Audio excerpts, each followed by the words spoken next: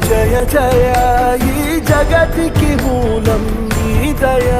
నీ దర్శనముంది వెలిగిన జ్యోతి మనసున చిన్మయ పరమాణువు రూపం విశ్వాకారం